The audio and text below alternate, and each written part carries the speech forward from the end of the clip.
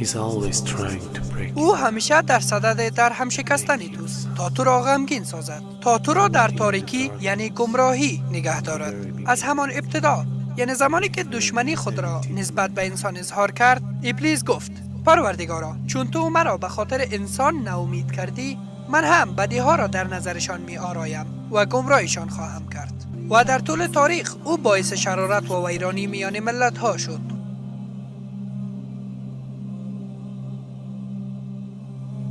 And today, و امروز او قدرتمندتر از هر زمان دیگر است. time else. ارتش او قدرتمند شده. شیطان پرستان، فریماسون ها، ایلومیناتی، آنها به ابلیس بسیار وفادار هستند. آنان هر جنگ را طراحی نمودند و کوشش کردند تا افکار خود را در اذهان شما تلقین کنند.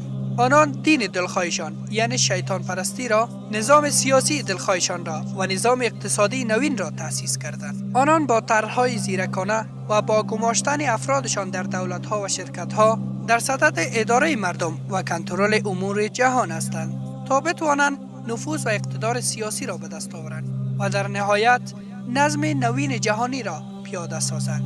A new world order. یک نظم نوین جهانی، یک جهان با حاکمیت قانون، نه قانون جنگل، اداره امور دنیا را به عهده میگیرد. اگر در طرحمان پیروز شدیم که میشویم، ما شانس واقعی این نظم نوین جهانی را خواهیم داشت.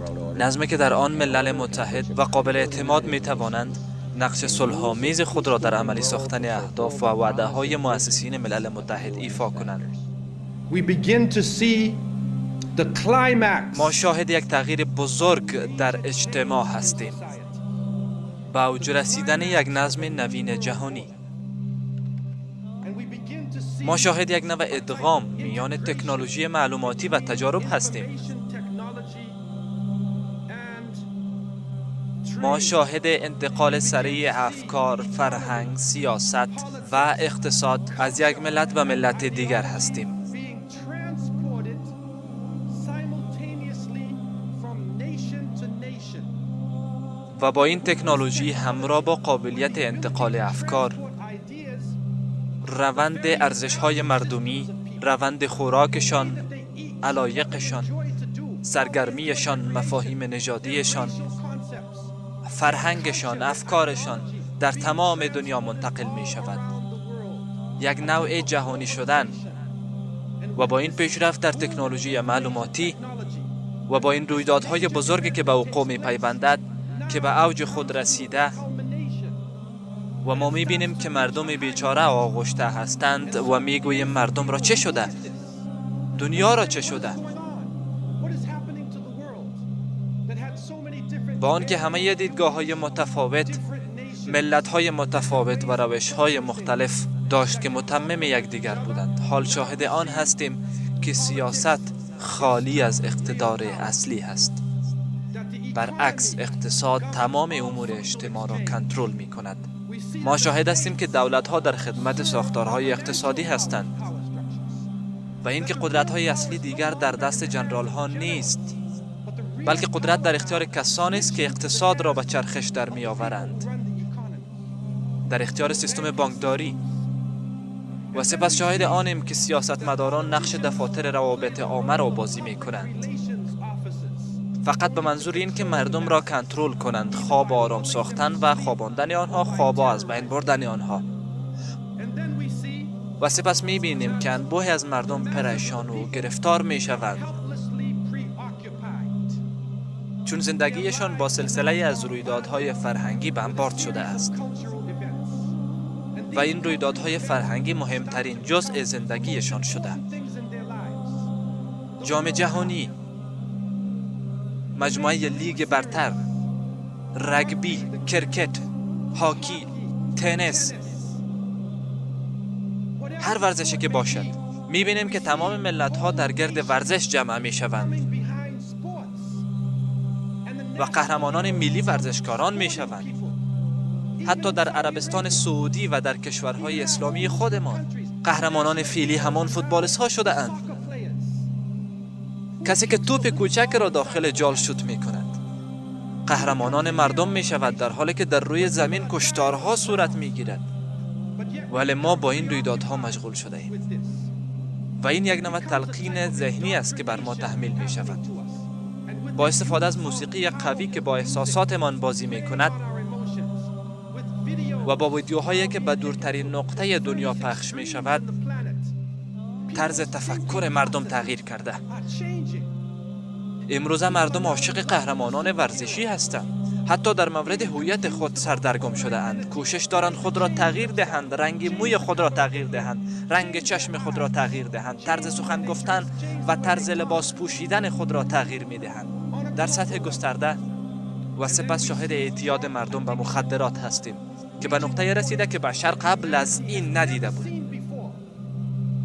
و بعد از سفر به بیش از 36 کشور با دیدن و بودن همراه مسلمانان، دیدم که در تمام جوامع مردم جوان به مخدرات آغشته و سرگردان هستند. در کشورهایمان به شکل گسترده رایج شده و هر نوعی که باشد: کوکائین، LSD، سایکدلیک، دپرسانت شما را در حالتهای مختلف قرار داده و گیج می کند. اما یک دنیای دروغین و یک وابستگی دروغین را برایتان ایجاد می کند. بنان شما وابسته به مخدرات می شوید و الله متعال را فراموش می کنید. خدای شما همان مواد مخدر می شود. خدای شما مواد نیشه آور می شود و این وابستگی را در میان انبوه از مردم مروج ساختند. طرح معصونی آنها این است که جهان را برای آمدن مسیح الدجال یا مسیح دروغین آماده سازند. از انس ابن مالک روایت است که رسول الله صلی الله علیه و سلم فرمود: هیچ پیامبری نبود که قومش را نسبت به او هشدار نداده باشد. بدانید که او یک چشم دارد و پروردگار شما یک چشمی نیست و در پیشانی او حرف کاف فعلی نوشته شده است. This is a dollar bill which is این اسکناس دلار است که فعلا مروج هست و در عقب اسکناس $1 یک مهر یا نشان قرار دارد که به آن مهر سلطنتی ایالات متحده گفته می شود. این چیزی است که به آن اطلاق می شود.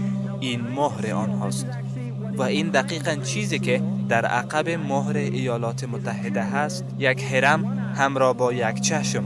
حال این چشم برای آنها رب و نوع یا آفتاب هست که کلمه شعاع را از همین جا می گیریم، یعنی شعاع آفتاب. این خدای آفتاب هست. دقیقاً خصوصیات میترایی را دارد. این خدای ماسون هاست.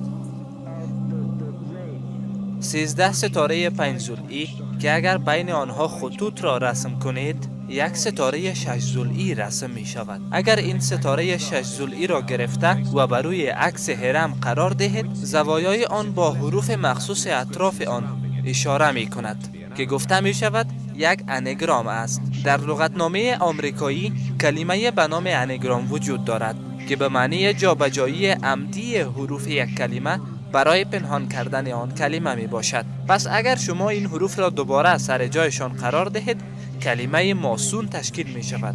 به همین ترتیب ما می دانیم که طرح مهر سلطنتی از افکار ماسون ها منشأ می گیرد. این تحقیق در معانی پنهانی تنها به ایکونوگرافی مختص نمی شود.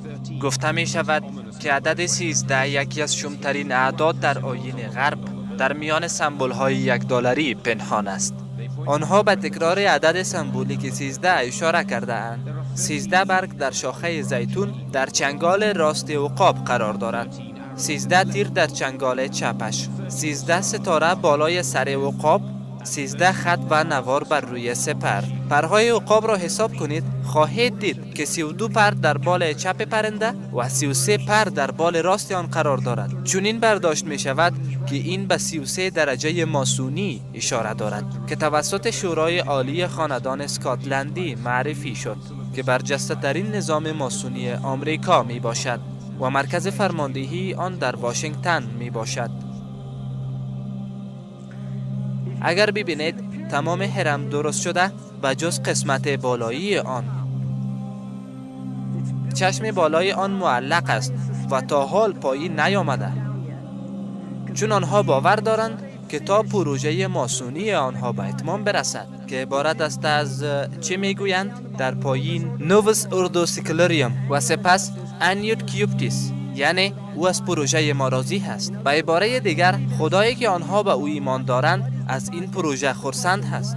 حال سوال این است این پروژه چیست که خدای آنها از آن راضی هست؟ این پروژه عبارت است از سکولار ساختن دنیا، یعنی خالی کردن دنیا از عقاید دینی. این است پروژه آنها و به همین لحاظ گفته می شود نووس اوردو سکولریوم، یک نظم سکولار یا دنیا پرستی.